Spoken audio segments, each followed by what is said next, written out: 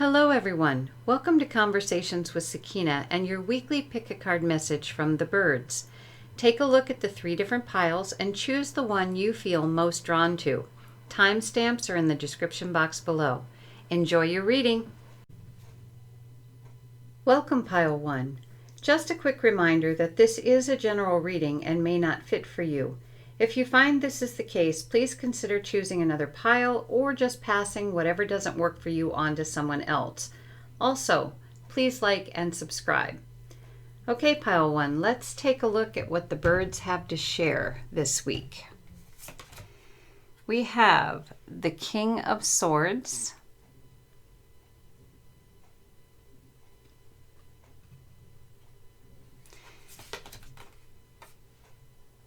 the Two of Swords,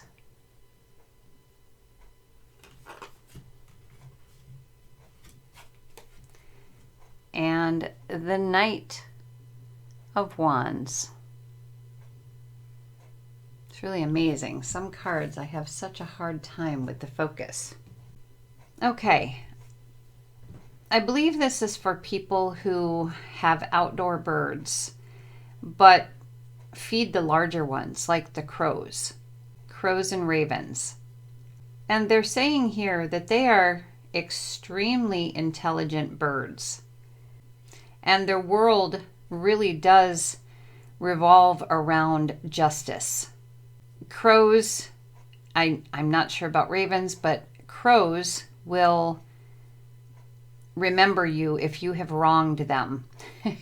And from scientific research, apparently they will also tell all of their relatives about you, and I imagine telepathically share your face. They never forget a face.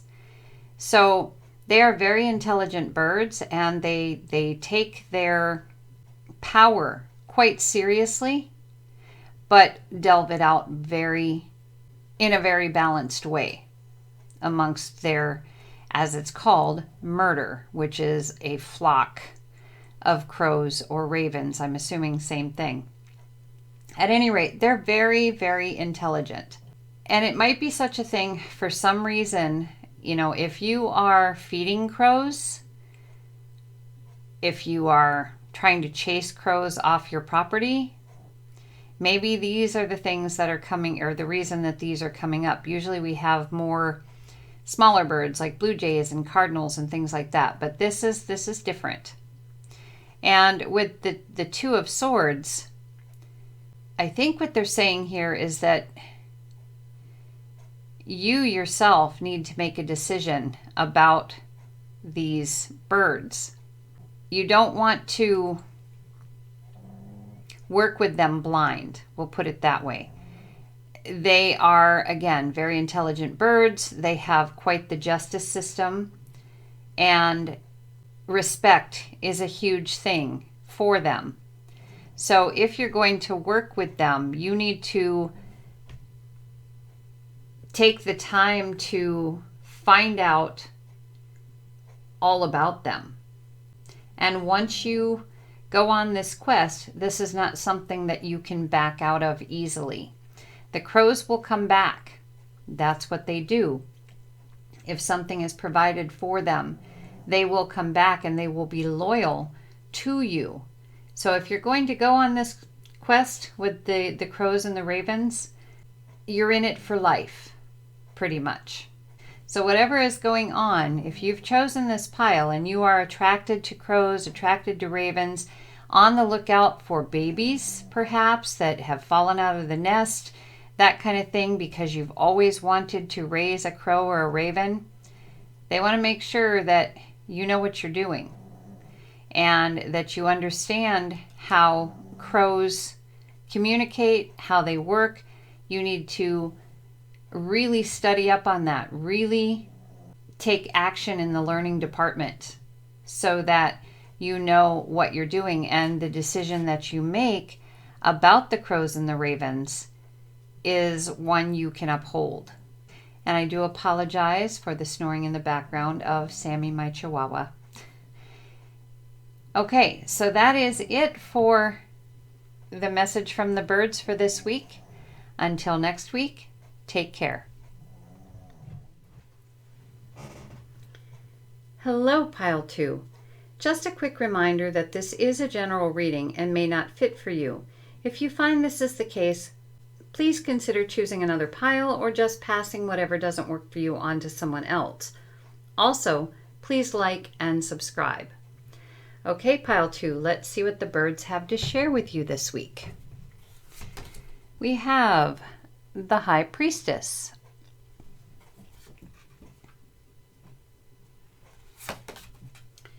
We have the King of Pentacles.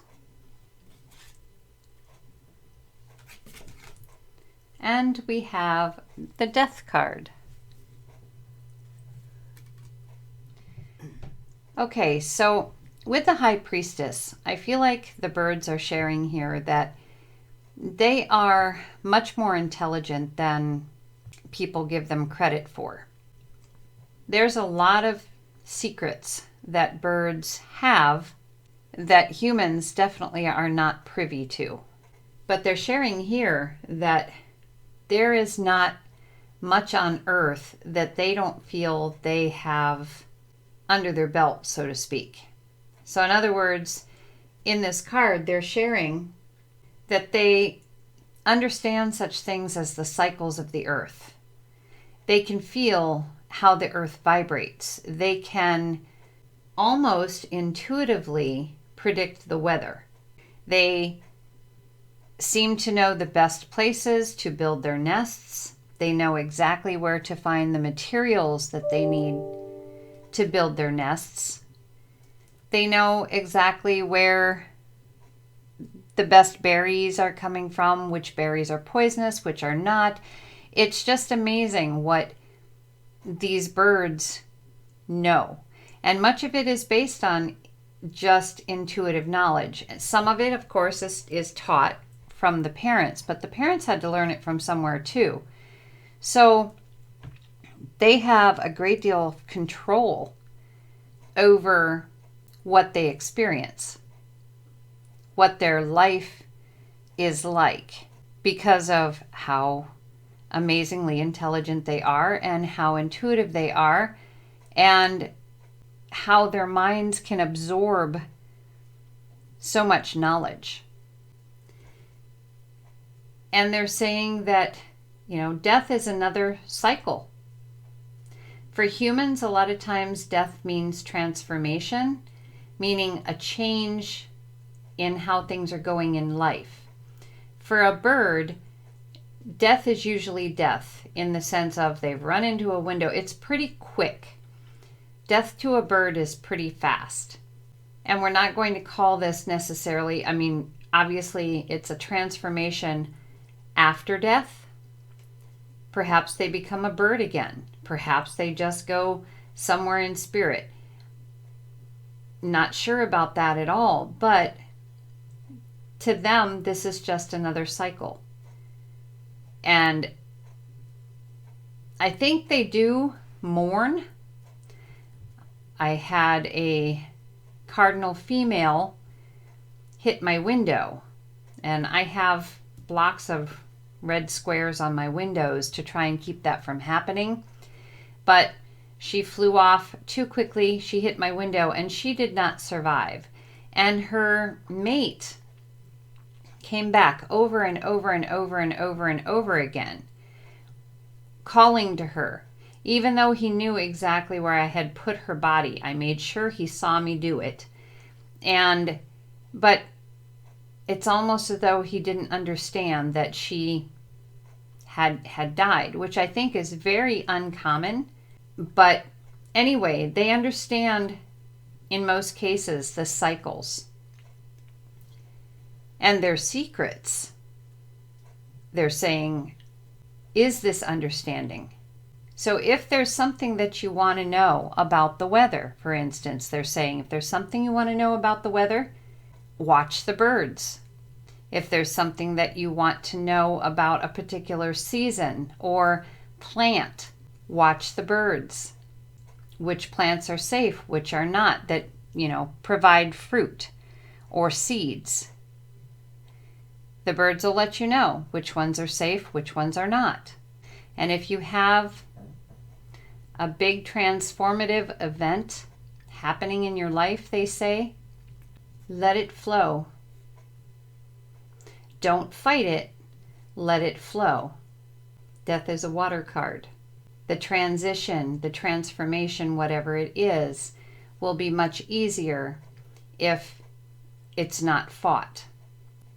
So that is the message for today from the birds. Until next week, take care. Hello, Pile 3. Just a quick reminder that this is a general reading and may not fit for you. If you find this is the case, please consider choosing another pile or just passing whatever doesn't work for you on to someone else. Also, please like and subscribe. Okay, Pile 3, let's see what the birds have to share with you this week. We have the Nine of Wands,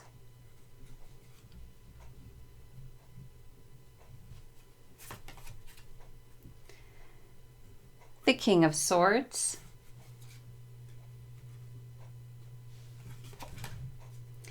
and the Ten of Pentacles.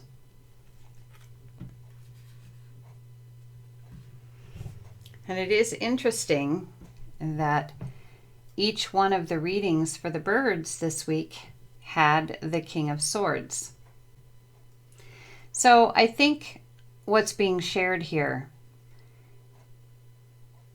has to do with outdoor birds, and it can also have something to do with indoor birds, but more so I think outdoor birds, because they have a little more freedom to move around and experience what's going on outdoors.